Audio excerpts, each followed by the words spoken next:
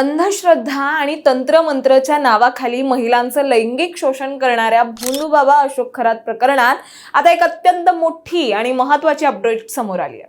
राज्यभर खळबळ उडवून देणाऱ्या या प्रकरणाच्या कायदेशीर लढाईत आता न्यायालयाची बाजू मांडायला सरकारने एक जड नाव उचललंय। ते नाव आहे उज्ज्वल निकम। होय, ते उज्ज्वल निकम ज्यांनी 1993च्या मुंबई बॉम्बस्फोट खटल्यापासून ते कोपर्डी अत्याचार प्रकरणापर्यंत कितीतरी गुन्हेगारांना फाशीच्या दारापर्यंत पोहोचवलंय। त्याच निकमांची अशोक खरात प्रकरणात विशेष सरकारी वकील म्हणून नियुक्ती झाली आहे। परिणामी या नियुक्तीमुळे भोंदूबाबा खरात प्रकरणात ज्या राजकीय नेत्यांचं नाव जोडलं गेलेत त्यांना आता तुर्तास घाम फुटलाय। याबद्दलच आपण अधिक जाणून घेणार आहोत या व्हिडिओच्या माध्यमातून। दरम्यान चॅनलवर नवे आला असाल तर इकडे खाली दिसत असलेल्या सबस्क्राइब बटनवर लगेच क्लिक करा।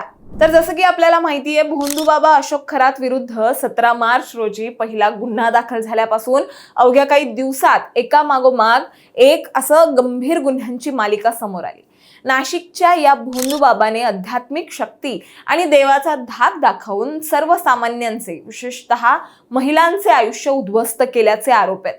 महिला अत्याचार, फसवणूक, अंमली पदार्थांचा वापर आणि धार्मिक भावना दुखावण्यासारखे आरोप त्याच्यावर करण्यात आले आहेत।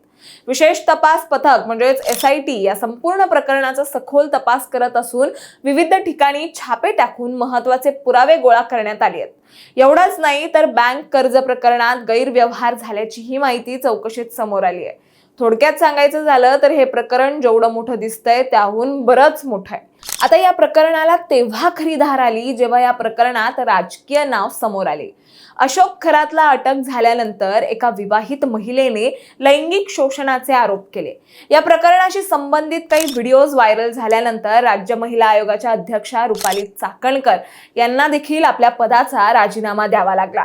एवढंच नाही तर माजी मंत्री दीपक केसरकर यांच्या निकटवर्तीय दीपक लोंढे यांनाही SITने ताब्यात घेऊन कसून चौकशी केली आहे। त्याचबरोबर अनेक राजकीय नेते, सेलिब्रिटीज आणि उद्योजक खरातकडे मार्गदर्शनासाठी जात असत असं सांगण्यात येत आहे। त्यामुळे SITच्या प्रमुख तेजस्वी सातपुते यांनी स्पष्ट केलंय की जर कुठल्याही राजकीय व्यक्तीचा संबंध आढळला तर त्याची देखील चौकशी कसून केली जाईल। आता उज्ज्वल निकम हे नाव ऐकताच कोर्टरूम मध्ये वातावरण बदलतं असं म्हटलं तर वावगं ठरणार नाही। कारण 1993च्या मुंबई बॉम्बस्फोट खटला ते 2016च्या कोपर्डी अत्याचार प्रकरणात उज्ज्वल निकम बऱ्याचशा प्रकरणात सरकारी वकील होते। अशोक खरात प्रकरणाचे गांभीर्य लक्षात घेता सरकारकडून विशेष सरकारी वकील नियुक्त करण्याचा विचार होता आणि त्यासाठी उज्ज्वल निकम यांच्या नावाला प्राधान्य देण्यात आलं। नियुक्तीबाबतची प्रशासकीय कार्यवाही जवळपास पूर्ण झाली असून भोंदू खरात प्रकरणात आता उज्ज्वल निकम सरकारची बाजू मांडणार असल्याची अधिकृत पुष्टी झाली आहे।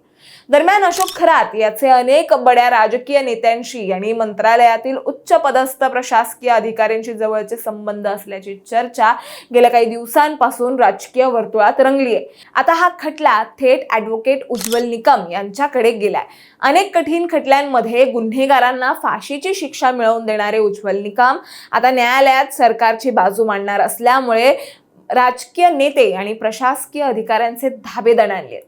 परिणामी उज्ज्वल निकमांच्या नियुक्तीमुळे अशोक खरात प्रकरण न्यायालयात आता आणखीन धारदार होणार आहे।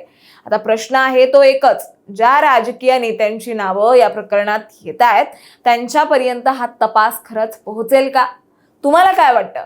निकमांसारखा हाय प्रोफाईल वकील या प्रकरणात न्याय मिळवून देऊ शकतो का? हे आम्हाला कमेंटमध्ये नक्की सांगा आणि अशाच माहितीपूर्वक व्हिडिओ बघण्यासाठी लगेचच सबस्क्राईब करा प्राईम टाइम महाराष्ट्रला।